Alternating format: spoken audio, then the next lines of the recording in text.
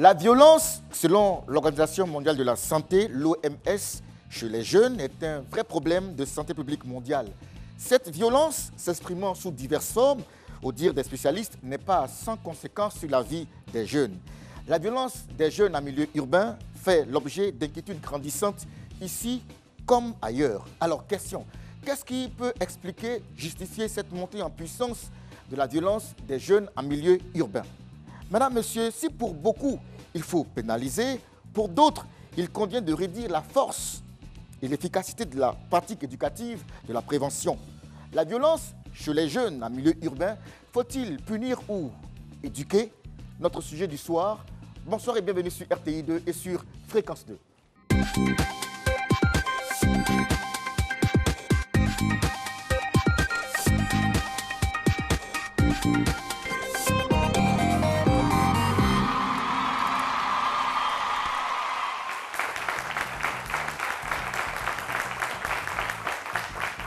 La violence chez les jeunes en milieu urbain, faut-il punir ou éduquer?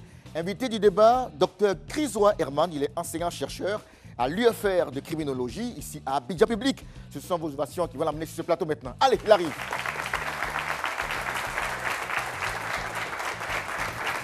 Bonsoir, docteur.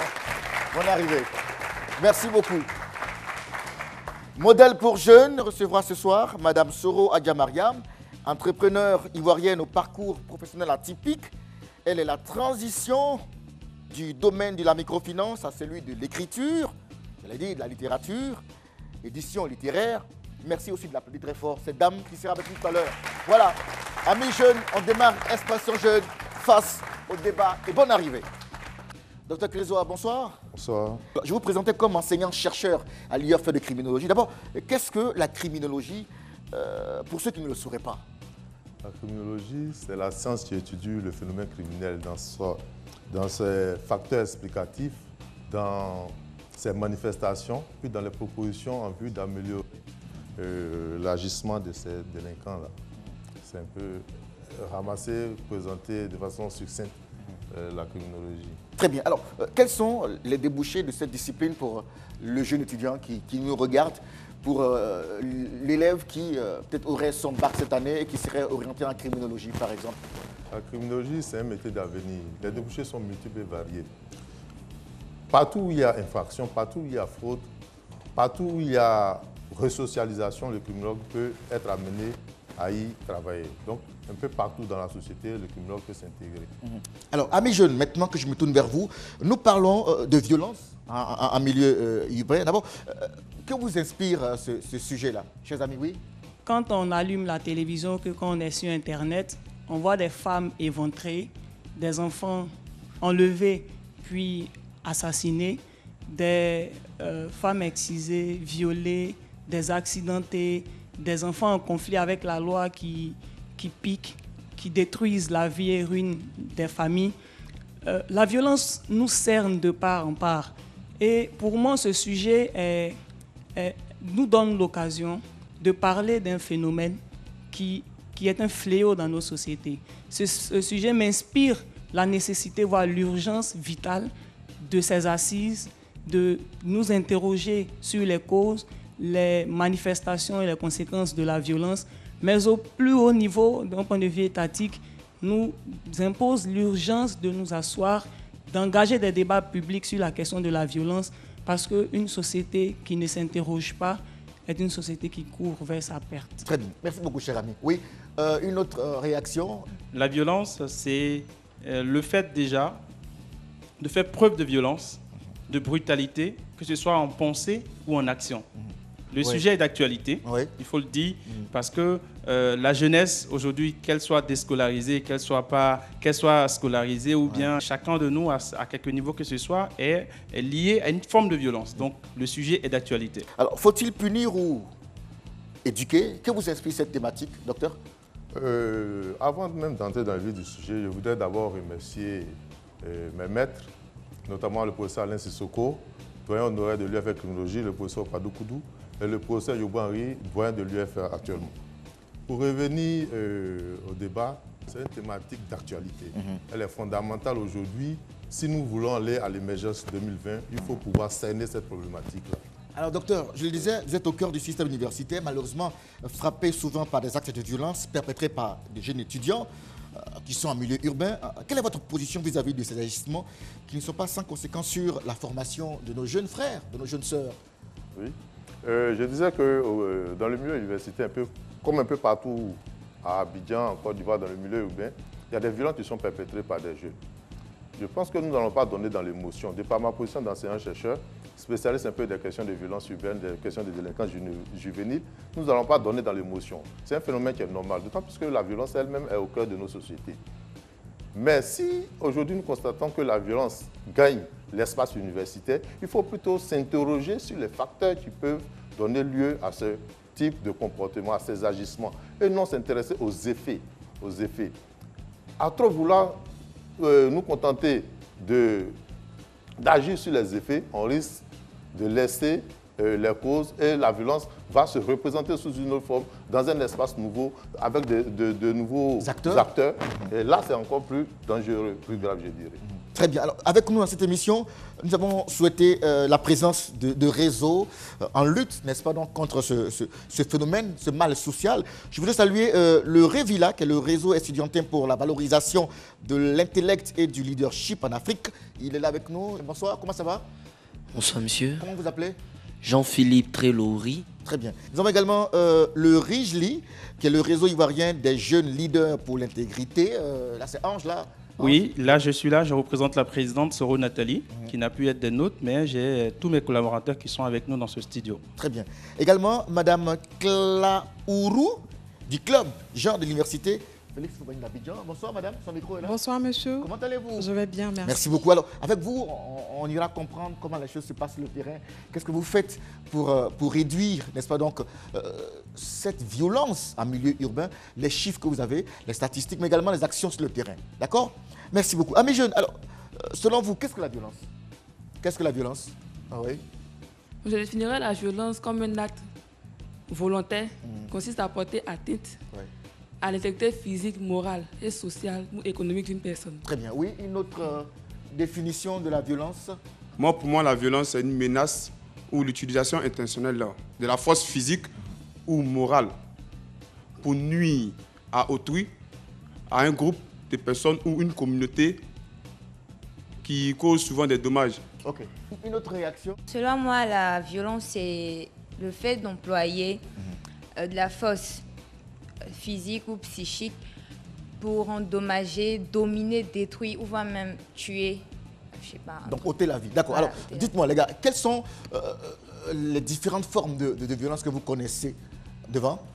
Concernant les types de violence, on a la violence physique, la violence morale et la violence sexuelle. D'accord. Une dernière? Pour moi, il y a différents types de violence. La violence psychologique, émotionnelle, économique, physique, sexuelle et, pour rejoindre mon ami tout à l'heure, morale.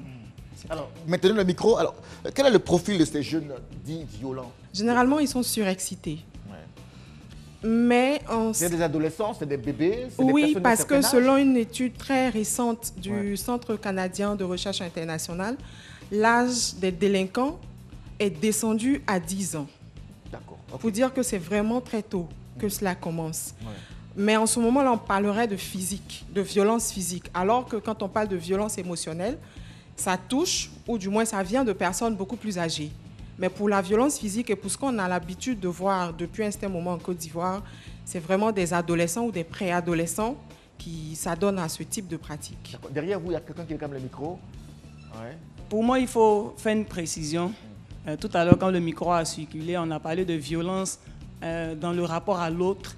Mais on peut se faire violence. Il y a des personnes qui sont violentes envers elles-mêmes.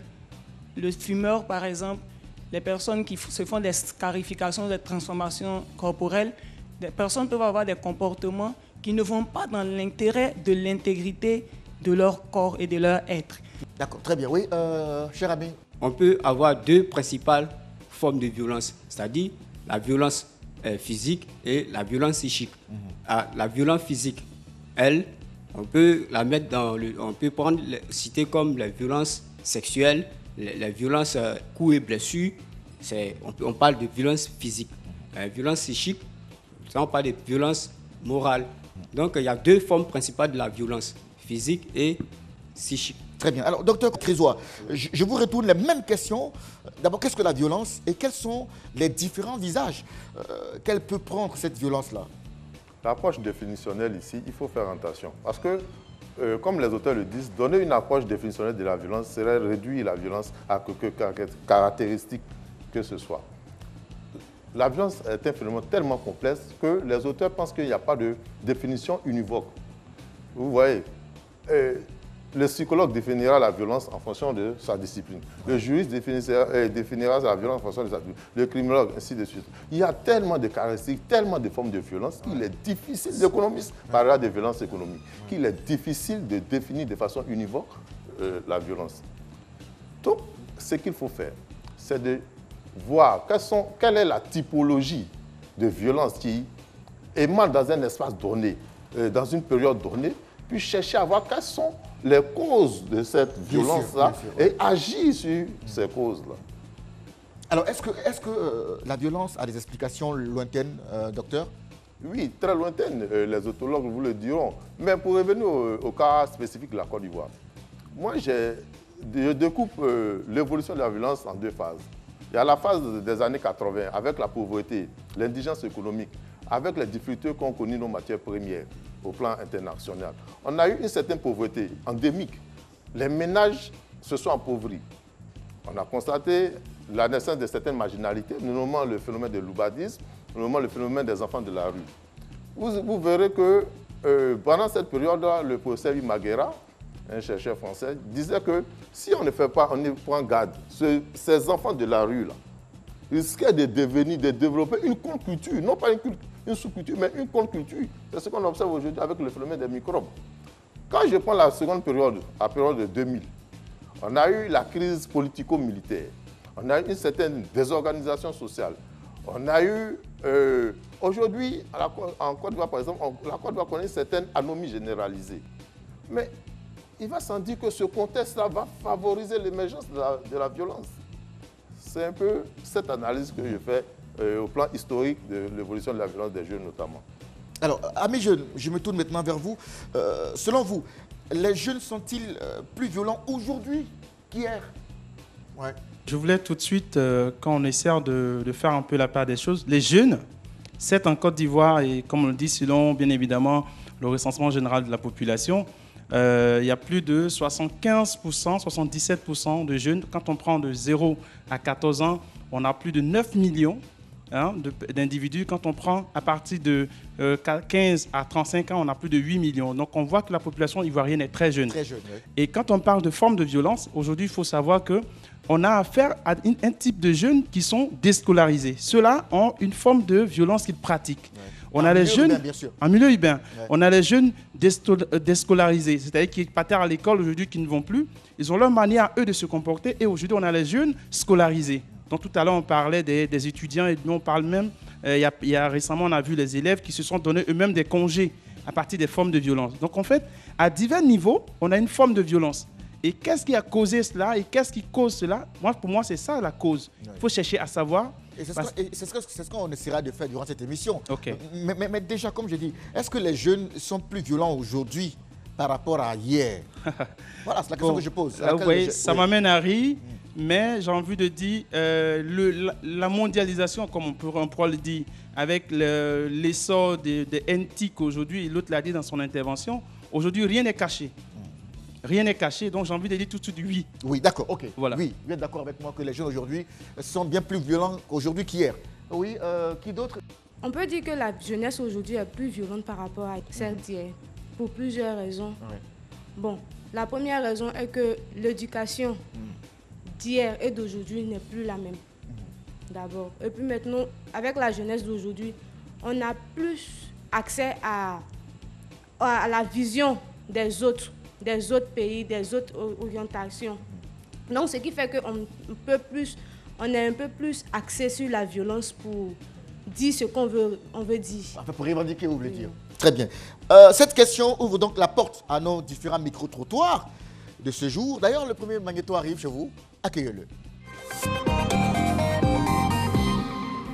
On remarque que les jeunes aujourd'hui ont plus attrait pour la violence. Ils aiment se montrer. Donc certains recourent plus au, comme on dit, gris-gris, pour pouvoir, comment dire ça, pour pouvoir dominer leurs amis physiquement. Parce que chacun veut marquer son autorité physique par la violence. Aujourd'hui, les jeunes sont devenus de plus en plus violents. Et quant à moi, je dirais, je vais emprunter le passage à Rousseau qui dit « L'homme n'est né bon, c'est la société qui le déprave ». Aujourd'hui, vu l'injustice sociale, vu vraiment la discrimination et bien d'autres, les jeunes sont obligés de s'adonner aux actes de vandalisme. C'est ce qui est même à la base même de la violence actuelle.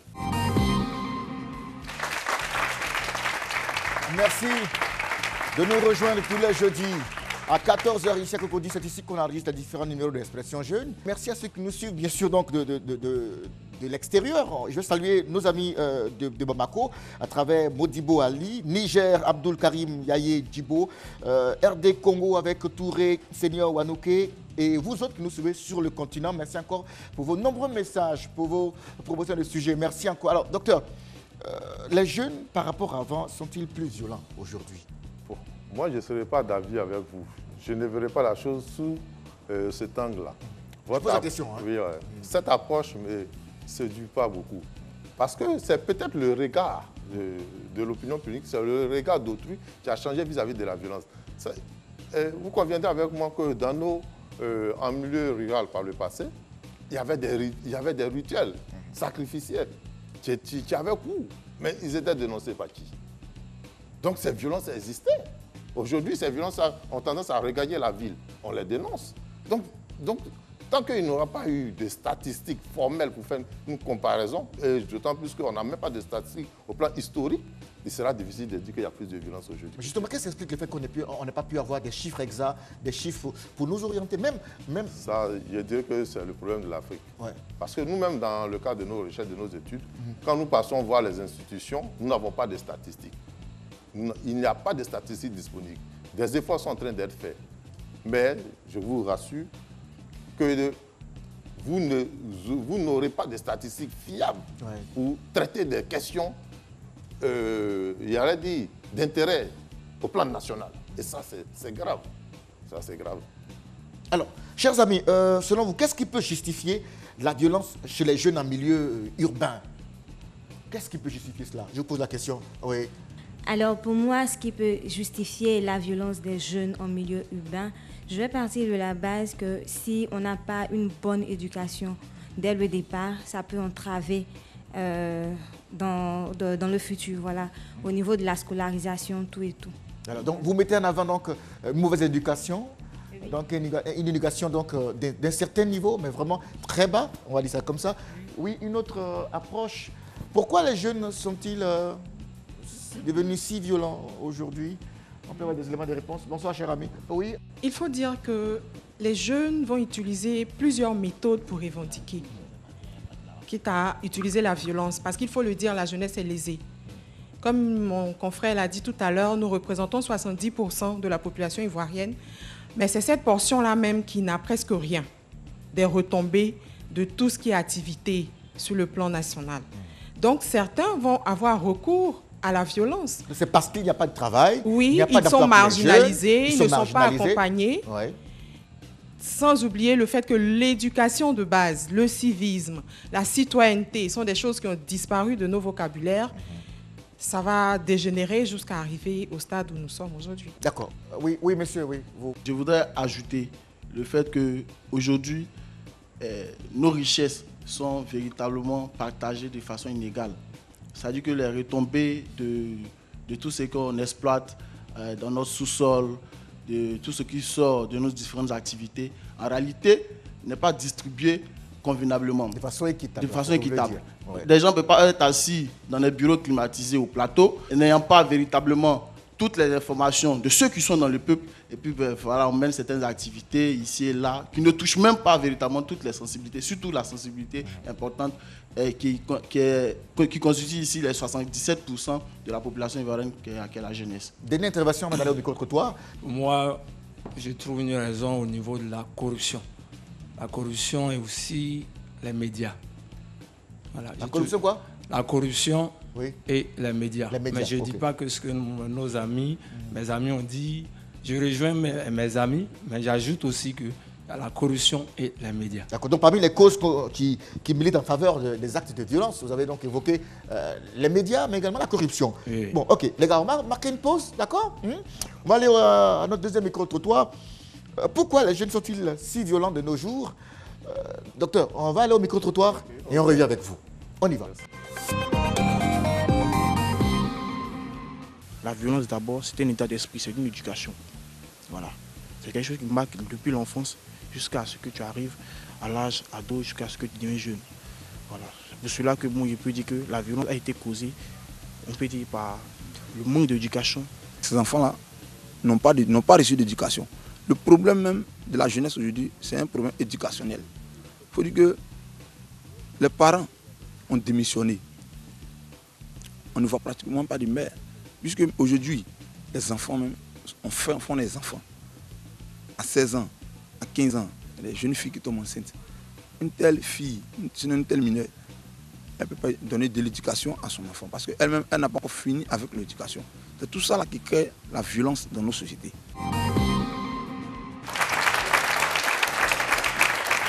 Merci de nous suivre tous les jeudis à 21h sur RTI2 et samedi 14h sur Fréquence 2.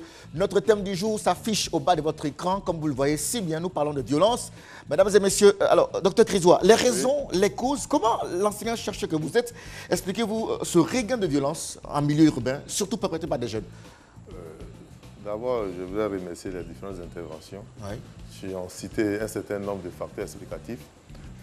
Je voudrais dire que il ne faut pas négliger la violence d'en haut.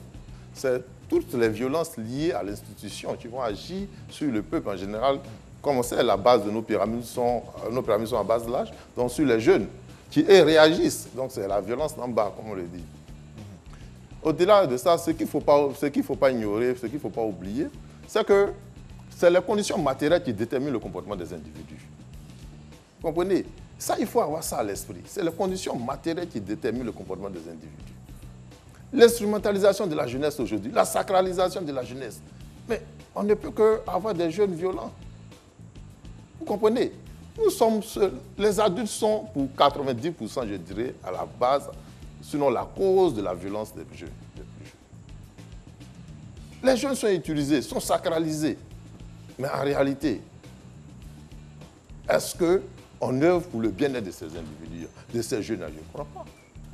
Je ne crois pas. Il ne faut pas se blaguer, il ne faut pas se leurrer.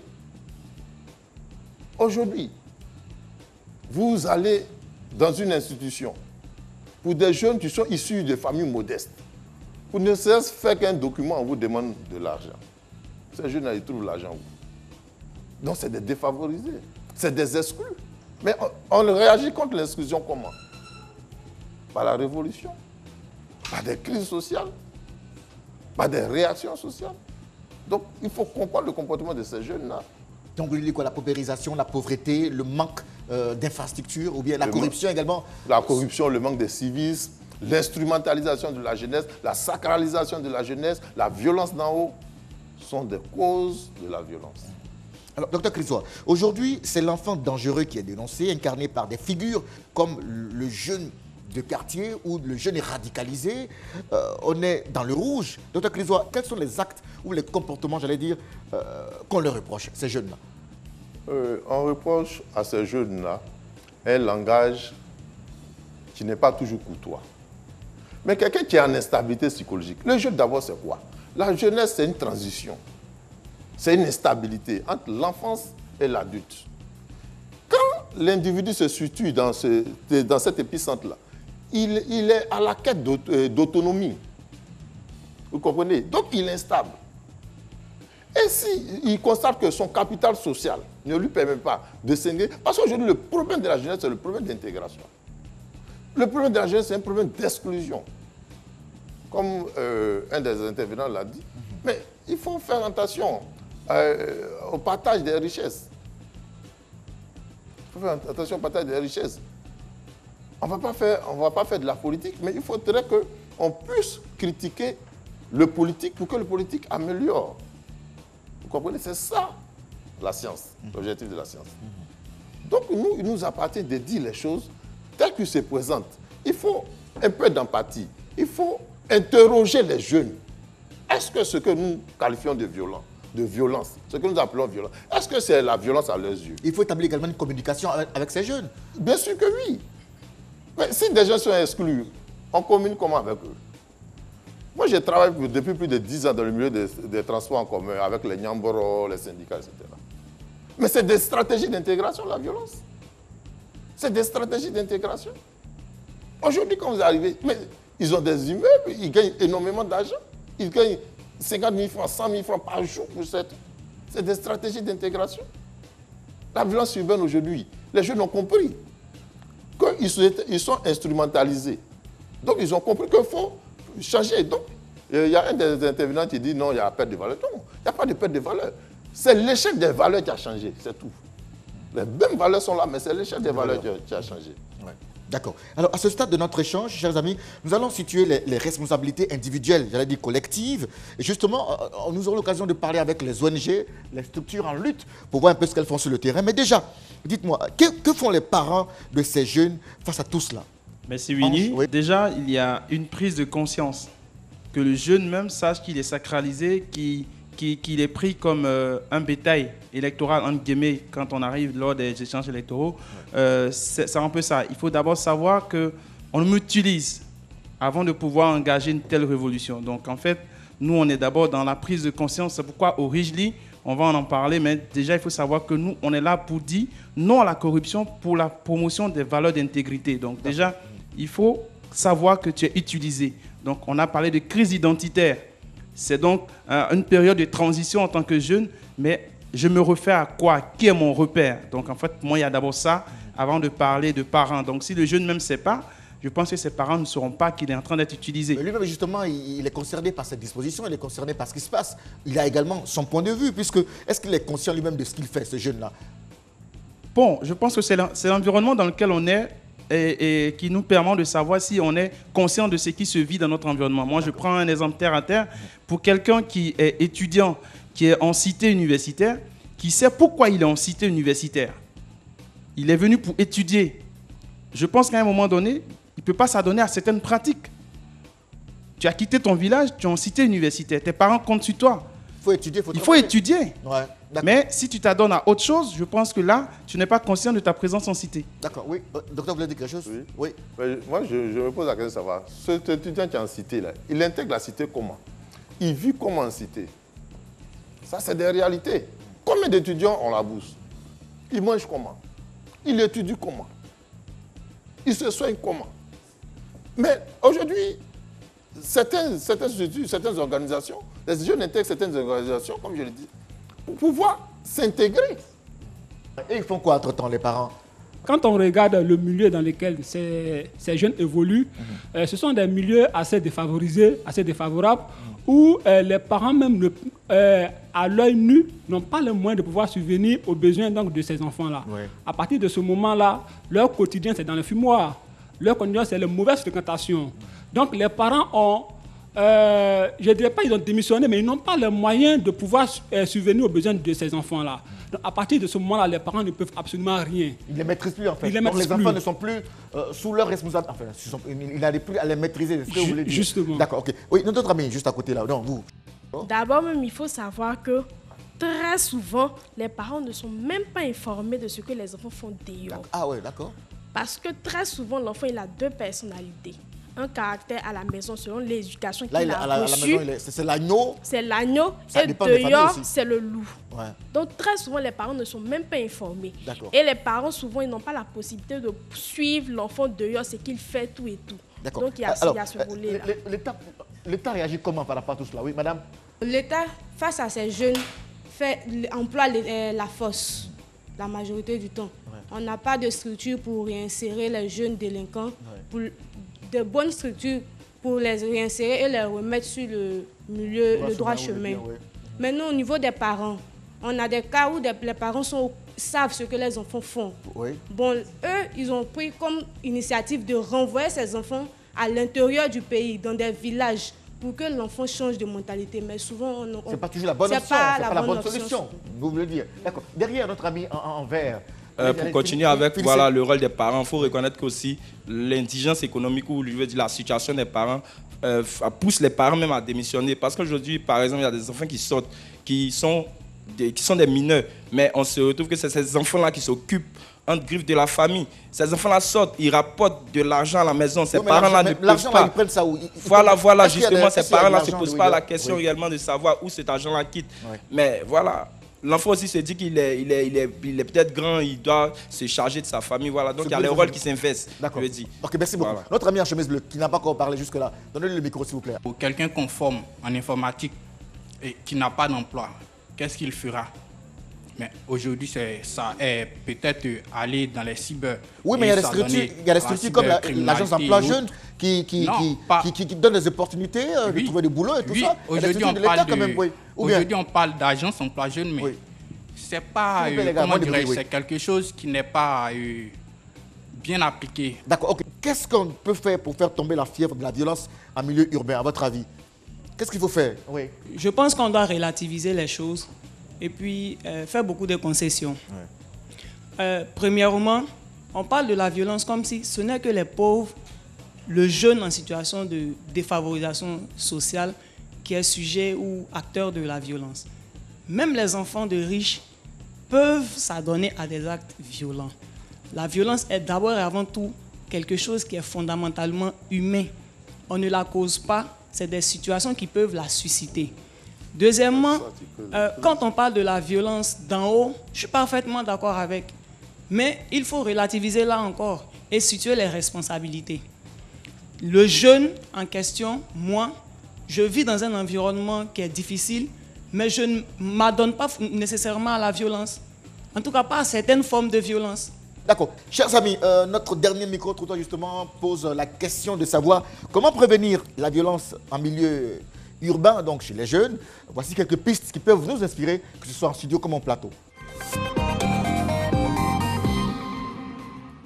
Alors, il faut les encadrer à tout niveau, au niveau social, au niveau économique, comme au niveau sécuritaire. Aider les jeunes dans toute action économique, aider les jeunes dans toute action politique. Il est important pour nous de créer des conditions pour que la jeunesse puisse être dans de bonnes conditions. Parce que lorsque la jeunesse n'a pas d'emploi, la jeunesse ne travaille pas, du coup, elle s'adonne à toutes sortes de phénomènes qui lui semblent bons, surtout la violence qui est très facile à pratiquer pour pouvoir obtenir ce qu'elle veut. Pour prévenir la violence chez les jeunes de façon générale, il faut mettre à la disposition de ces jeunes-là des moyens adéquats qui peuvent leur permettre d'oublier certains mots qui les conduisaient à la violence.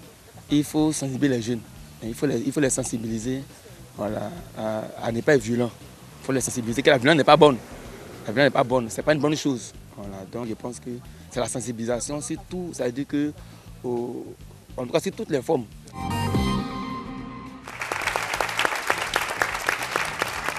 Expression jeune. Expression jeune, aujourd'hui nous parlons de la violence en milieu urbain, donc perpétrée par les jeunes. Ils sont nombreux à nous suivre ici comme ailleurs. Je voudrais les saluer à travers le monde, ces jeunes qui aujourd'hui ont envie de voir autrement, de penser utile, développement, culture, pour s'épanouir, bien sûr, et un jour, pourquoi pas, avoir du boulot. Alors, Dr Clézoa, on vient de voir un micro tout à l'heure qui nous donne des pistes de solutions, n'est-ce pas, pour faire tomber la fièvre de la violence en milieu urbain, surtout par les jeunes. Est-ce qu'il y a des choses encore à dire, docteur? Oui, il y a des propositions intéressantes, mais je voudrais revenir sur certains aspects de la violence. Aujourd'hui, la famille est en crise. La famille, c'est le premier espace de socialisation de l'individu. Cette famille-là est en crise. J'ai entendu parler de démission des parents. Aujourd'hui, ça fait l'objet d'un débat, aussi bien en Occident qu'en Afrique. Est-ce qu'il s'agit de démission ou bien d'incapacité des parents? Ça aussi, il faut faire la part des choses. L'école est en crise.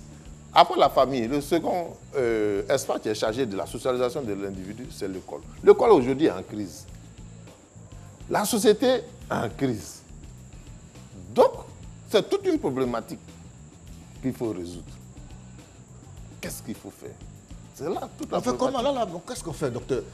Vous qui êtes enseignant-chercheur, vous devez avoir au moins des pistes pour que... Oui, au moins... c'est vrai que nous, en tant que chercheurs, c'est surtout les facteurs explicatifs qui nous intéressent. Ouais. Mais ici, quand même, il s'agit de faire des propositions. Nous voulons aller à l'émergence en 2020. Avec quel type de jeunesse? Une jeunesse bien formée. Nous voulons aller à l'émergence 2020. Avec quoi? Une jeunesse entreprenante. Qu'est-ce qu'on fait pour que cette jeunesse soit entreprenante? Nous voulons aller en 2020 avec une jeunesse éduquée, formée. Qu'est-ce qu'on met? Qu'est-ce qu'on fait pour qu'on ait une jeunesse éduquée, formée?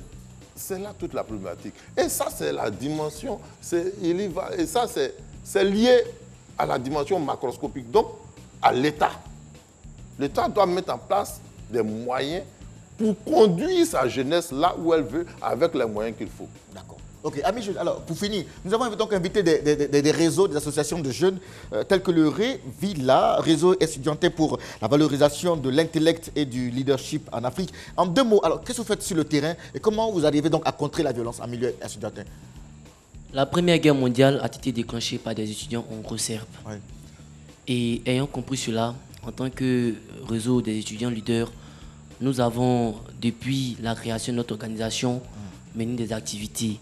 Nous étions dans la ville de Yamoussoukro à la Fondation Félix Houphouët-Boigny pour pouvoir parler de lutte contre la corruption qui est prévue au niveau de l'ODD 16 pour la justice sociale, l'égalité des chances, pour la promotion de la paix. Il faut dire que le thème 2018 de l'Union africaine aussi, c'est la lutte contre la corruption. Donc, il faut déjà sensibiliser nos amis étudiants à pouvoir faire baisser la tricherie, la corruption qui crée des frustrations. Alors, avec cela, nous envisageons d'ici peu de temps réunir tous les leaders des organisations pour une conférence jeunesse et paix à l'université Félix Houphouët-Boigny. D'accord. C'est bon, on sait déjà ce que vous avez fait plus ou moins. Notre ami du réseau ivoirien pour les jeunes leaders pour l'intégrité. Le réseau ivoirien des jeunes leaders pour l'intégrité a aujourd'hui dans son carnet d'adresse beaucoup d'activités en faveur de la paix. Ouais. Nous menons des campagnes de sensibilisation. Nous avons, sous l'impulsion du Gorée Institute, mis en place une plateforme des jeunes pour la paix, la cohésion sociale et la sécurité. Et là où nous sommes allés encore plus loin, c'est que dans le milieu secondaire, grâce à Transparency International, nous avons mené un projet dont le nom est Transparence et redevabilité pour une éducation de haute qualité en Afrique de l'Ouest. Ouais. On a sillonné donc les lycées et collèges du pays pour prôner donc les valeurs d'intégrité parce qu'en fait, ça nous manque. Être intègre, c'est agir juste là où personne nous regarde. Et c'est là où on veut amener la jeunesse ivoirienne pour dire qu'il ne faut pas punir parce que les jeunes sont violents, mais il faut les éduquer. Ouais. Et le réseau ivoirien aujourd'hui est une plateforme où nous appelons tous les jeunes ivoiriens. Venez, nous avons besoin de nous former parce que l'avenir, ce n'est pas demain, c'est maintenant. C'est maintenant. Alors, Madame Kla Ourou du club Genre de l'université Houphouët-Boigny d'Abidjan. Nous, on essaie de former la jeunesse. Ouais. On essaie principalement de former les jeunes filles à éviter les formes de violence qu'elles subissent. D'accord, très bien. Alors, docteur, il y a 2 ou 3 sujets sur lesquels vous voulez bien rebondir avant qu'on puisse à la conclusion de cette thématique-là. Moi, c'est au niveau des ONG. Avec au niveau des ONG. Ouais. Moi, je voudrais savoir de façon concrète, au plan empirique, est-ce que des actions sont faites à Abobo Bokabo, à Abobo Koulekia, et à Abobo à Marley? La guerre des machettes, ça a commencé à Marley. En ce moment, on ne parle même pas de l'université. Qu'est-ce qui est fait concrètement? Parce qu'à y bien voir, on agit de façon très superficielle. On agit dans un espace où il y a la tolérance, dans un espace où il y a le savoir-vivre, dans un espace où il y a le vivre ensemble. Mais est-ce que ceux à qui il manque de quoi manger au quotidien, on peut aller leur parler de tolérance, de bon sens, de savoir-vivre, d'aller à l'école? C'est trop pour eux. Alors, il y a un de mes étudiants qui m'a dit qu'une fois, il était encore en 2e année à MTD, il dit quand il vient à l'école, il a bobo de Samangué et derrière les vieux parents du quartier au kiosque là. Que toi-même tu vas où? Voilà tes vieux personnes ici, ils sont allés à l'école quand ils sont à Seine. Viens fumer drogue, tu t'en fais quoi le coup? Il est venu me demander, ah vieux père, mais donc, attends, vieux père, au quartier là, ce que vous nous dites là, nous on leur dit ça là-bas, mais ils disent que c'est faux. Alors, donc ils n'y croient même pas. Alors les conséquences justement de cette violence sur l'avenir de ces jeunes-là, docteur, les conséquences sont déplorables? C'est des jeunes qui sont instrumentalisés parce qu'ils ont faim. C'est des jeunes qui sont instrumentalisés parce qu'ils ne travaillent pas. Parce qu'on va les utiliser. Oh, c'est ce qu'il faut, éviter justement. Alors, pour finir, les gars, alors, si pour certains, il faut pénaliser, pour d'autres, il convient de réduire la force de l'efficacité de la pratique éducative, prévention. Vous pensez qu'on doit prévenir, on doit Moi, je ne suis pas pour cette approche-là même. Oui. Il faut surtout pas punir. Il faut surtout pas punir. Il faut chercher à comprendre le phénomène. Donc, il faut une approche compréhensive. Il faut chercher à comprendre le phénomène, l'expliquer, prévenir et le traiter. D'accord, c'est ce qu'on a retenu. Merci beaucoup. Chers amis publics, plus fort, on peut s'appeler très fort ici en studio. Voilà. La violence chez les jeunes en milieu urbain, faut-il punir ou éduquer? Nous récédions Dr Chrysoa Herman, enseignant-chercheur. En tout cas, merci infiniment, docteur. Merci pour votre contribution. Merci encore une fois pour tout le public. On va le raccompagner avec des informations de nourrir. Voilà. Okay. Merci beaucoup. Merci encore une fois. Du plaisir et du bonheur sur RTI2 et sur Fréquence 2. Mesdames, messieurs, vous suivez Expression Jeune. Nous parlions à l'instant de violence. Nous allons changer d'invité. Bien sûr, le public reste en place. Nous vous l'annoncions dès l'entame de cette émission que Modèle pour Jeunes recevrait ce jour Madame Soro Adja Mariam, entrepreneur ivoirienne au parcours professionnel atypique. Elle est la transition, on va dire, du domaine de la microfinance à celui de l'édition littéraire. Merci de l'accueillir sur ce plateau. Là, maintenant, elle arrive. Voilà, Mariam. Voilà, plus fort que cela. Voilà. Doucement, voilà. Bonsoir, madame. Bonsoir. Bonne arrivée. Merci. Voilà, allez, merci beaucoup. On va s'installer. Public plus fort, on va l'accompagner très fort. Voilà. Voilà, elle va poser cette distinction. Voilà. Madame Soro, bonsoir. Bonsoir, monsieur. Comment allez-vous? Je vais bien, merci. Nous parlions de violence tout à l'heure, avant que vous n'arriviez. Quelle est votre opinion sur cette question-là? Pour moi, je pense que la violence en Côte d'Ivoire, de façon générale chez les jeunes, ça vient de la frustration, de grande frustration. Quand on a les besoins fondamentaux qui ne sont pas couverts, on est frustré. Quand on a des médias qui nous renvoient une image du bien vivre, c'est avoir de beaux téléphones ou avoir de belles choses, c'est l'apparence, c'est le matériel. Et que derrière, on n'a même pas de quoi ressembler à ces personnes-là qu'on voit à longueur de journée dans les médias. On est frustré. Et au-delà de ça, aujourd'hui, on assiste malheureusement, grâce aux réseaux sociaux, à une diffusion de messages violents, d'images violentes, de vidéos violentes qui font qu'on est devenu comme aseptisé, ça ne nous émeut plus, on n'est plus touché, on devient indifférent. Donc tous ces différents facteurs, l'injustice, la frustration et tout ça, créent un environnement qui est propice à la violence, que ce soit chez les enfants comme chez les plus grands. Alors, tu penses qu'il y a un travail à faire pour casser leur élan d'acteurs violents tu penses, Mariam? Je suis un peu radicale. Je dirais que pour moi, il faut qu'on sanctionne déjà ceux qui diffusent. Il faut qu'on pénalise en fait. Il faut pénaliser ceux qui diffusent à longueur de journée des vidéos qui sont d'ailleurs privées. C'est l'intégrité de ces victimes. On ne respecte pas cette intégrité. On partage tous sur les réseaux sociaux des vidéos ou des choses assez violentes. C'est quelque chose qu'il faut arrêter. Il faut arrêter aussi. Il faut présenter aussi des modèles aux jeunes. Leur dire que voilà. Un peu comme toi. Ou d'autres. Je suis sûre que dans cette assemblée, il y a pas mal de personnes qui font des choses, pas forcément éclatantes, mais qui font des choses qui ont de la valeur. Il faut présenter ces personnes-là aux jeunes. C'est-à-dire qu'on peut partir de zéro ou de quoi qu'on veut, mais on peut faire quelque chose de merveilleux avec ce qu'on a. Alors, comme toi, de la microfinance à l'édition littéraire, le fossé est quand même large, je crois. Comment pourrais-tu nous expliquer ça? J'ai fait des études de finance, d'audit interne, contrôle de gestion. J'ai travaillé pendant quelques années dans la finance en tant qu'auditeur interne et tout ça. Mais j'ai toujours eu la passion du livre. J'aimais faire mon travail, je le faisais bien, mais j'avais cette passion-là pour le livre. Et j'ai décidé à un moment donné de ma vie, parce qu'on n'a qu'une seule vie, de faire ce que j'aime. Donc j'ai pris le risque en me disant, je me donne un deadline. Si au bout de telle période, je ne peux pas réaliser mon rêve, je repars à ce pourquoi j'ai été formée. Si je peux le réaliser, tant mieux. Mais j'ai pris un risque et aujourd'hui, je suis bien heureuse de l'avoir prise. Alors, amis jeunes, ici, on vous propose de regarder la biographie animée de Soro Adja Mariam et on revient juste après. À tout de suite.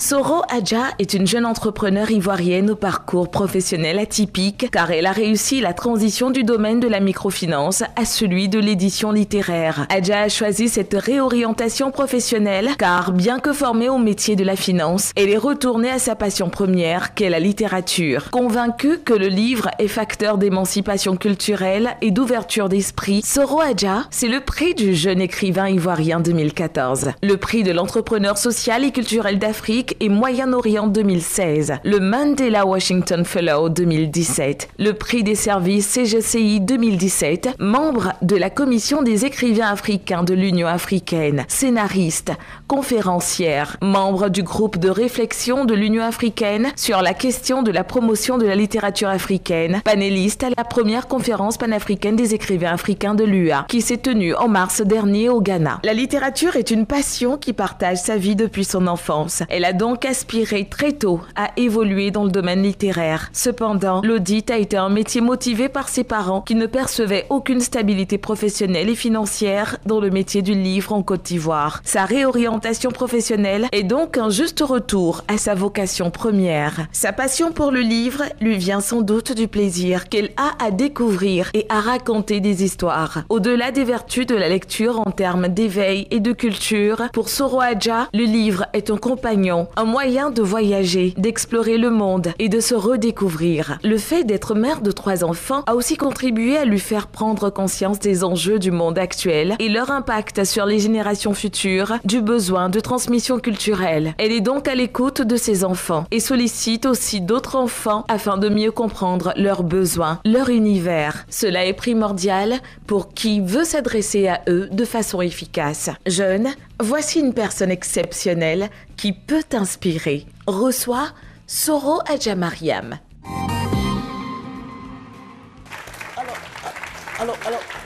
Alors Mariam, on a vu beaucoup de choses sur toi, tes photos, tes distinctions. Et tu n'es pas avec de petites personnes, tu es quand même avec de grandes personnes. Je veux dire, des personnes d'un certain standing quand même, dans l'univers de ton nouveau métier. C'est vrai. Ouais. Mais je suis allée chercher cela, ces contacts-là. Je n'ai pas été privilégiée outre mesure, j'ai travaillé dur pour y arriver. Déjà à partir de l'audit, qui est à des années-lumière de l'édition, sans aucune formation dans l'édition, c'est un vrai challenge. Et aussi sans aucun nom, sans aucun réseau de relations, c'est un vrai combat. Mais quand on a envie et qu'on se bat, on génère une sorte d'énergie. J'ai un professeur qui le disait. Lorsqu'on veut vraiment quelque chose, on génère des énergies positives qui attirent des opportunités. Et je pense que c'est un peu ça qui s'est passé autour de moi. Ouais. Alors, ajoutons à ces différents prix-là, le Mandela Washington Fellow de 2017, le prix des services CGCI 2017, membre de la commission des écrivains africains de l'Union africaine, tu es scénariste, tu es conférencière, tu es tout ça. Oui. Pourtant, c'était pas vraiment... tu n'étais pas faite pour ça au départ. Non. Ouais. C'est quand même extraordinaire, un tel parcours. Je ne sais pas si je dirais que c'est extraordinaire. Peut-être d'autres peuvent trouver ça extraordinaire. Moi, je trouve que j'ai encore beaucoup à faire. Ouais. Alors, on regarde ces trophées-là, on va les regarder. Ça, c'est le prix servi dont tout à l'heure on parlait. Ça, c'est le prix spécial contenu culturel Afrique et Moyen-Orient. Super. Et ça, c'est le prix... Le prix du patronat ivoirien l'année dernière. Alors, ça t'engage en quoi, ces différentes distinctions? Et ça, il y en a encore d'autres, mais ceux-là t'engagent en quoi, Mariam? Déjà, celui-là, c'est le premier que j'ai eu. Et lui, il m'a... C'est pas seulement le côté où on reçoit un prix et de l'argent, une certaine visibilité, ça m'a apporté un accompagnement technique.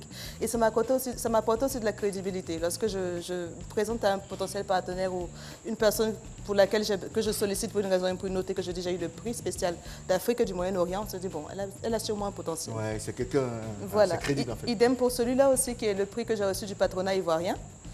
Ça aussi, ça accorde de la crédibilité. Et associé à cela, il y a aussi cette notion d'accompagnement, de networking qui aide beaucoup un jeune entrepreneur. Les jeunes, les gars, elle a les réponses à vos questions. Alors, il y a une question quelque part ici. Moi, j'aimerais savoir pourquoi participer à différents prix. Tous les prix n'apportent pas forcément la même chose. Vous aurez un prix qui pourrait vous apporter un accompagnement technique qui est très spécifique au domaine dans lequel vous évoluez. Un tel autre prix qui va vous apporter du financement, qui va peut-être vous permettre ne serait-ce que de financer le prototype, un exemplaire de ce que vous voulez réaliser. Un autre prix qui va vous apporter de la visibilité. Je dirais aux jeunes entrepreneurs de ne pas avoir honte de postuler. Certains disent oui, à force d'aller partout, de candidater à tous les concours, finalement, on ne sait plus ce que vous cherchez. Mais on est dans un pays où malheureusement, on n'a même pas accès au financement. On n'a pas accès à de véritables accompagnements. Donc qu'est-ce qu'il faut? Il faut les chercher, il faut en vouloir, il faut demander, il faut candidater. Donc moi, c'est le choix que j'ai fait. Quand je vois un concours qui peut m'apporter quelque chose, je ne postule pas à tout, bien entendu, mais quand je vois un concours qui peut m'apporter une véritable valeur ajoutée, je postule et je m'y donne à fond en espérant avoir à bénéficier de l'accompagnement ou des autres choses. D'accord, ok. Oui. J'aimerais poser la question, quelles sont les qualités d'un bon entrepreneur? D'accord, Salomon. Je pense qu'un bon entrepreneur, pour moi, il y a pas mal de qualités, mais j'en retiens 5. La première, c'est l'intégrité. Il faut être fidèle à ce que l'on est et à ce que l'on propose aux gens. Il ne faut pas dire à un client, je peux faire tant alors qu'on ne peut faire. C'est un problème. Il y a la détermination aussi. Il faut vraiment en vouloir parce que c'est dur d'être entrepreneur. Il faut avoir de la passion pour ce que l'on fait parce que dans ces moments justement où c'est difficile, c'est la passion qui nous donne la motivation de continuer. Là, j'en ai déjà donné 3. Il faut être organisé parce que lorsqu'on n'est pas organisé, on se disperse et voilà. Et il faut être patient parce que parfois, ça prend du temps. Ouais. D'accord, ok. Mademoiselle, à vous. Ma question est de savoir pourquoi s'adresser aux enfants.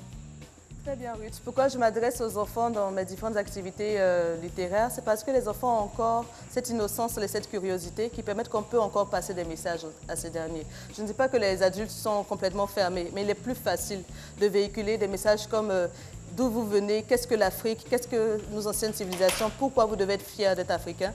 Il est plus facile de le dire à travers des images, des histoires réelles et autres à des enfants. Mademoiselle, vous, avant de boucler?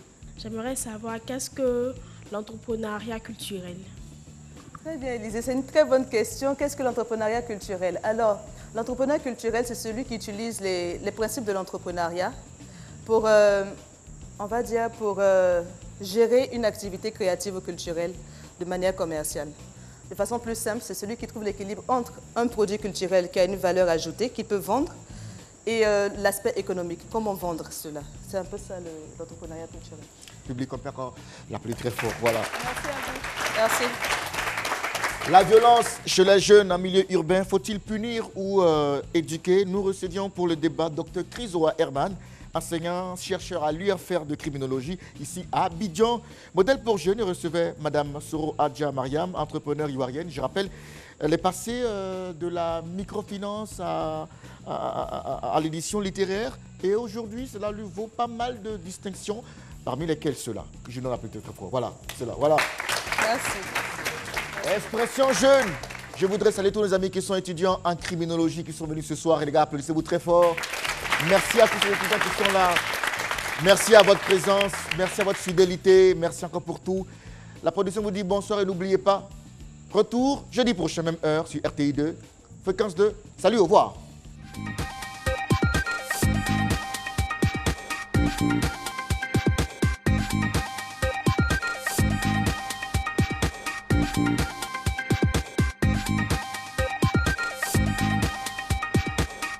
you.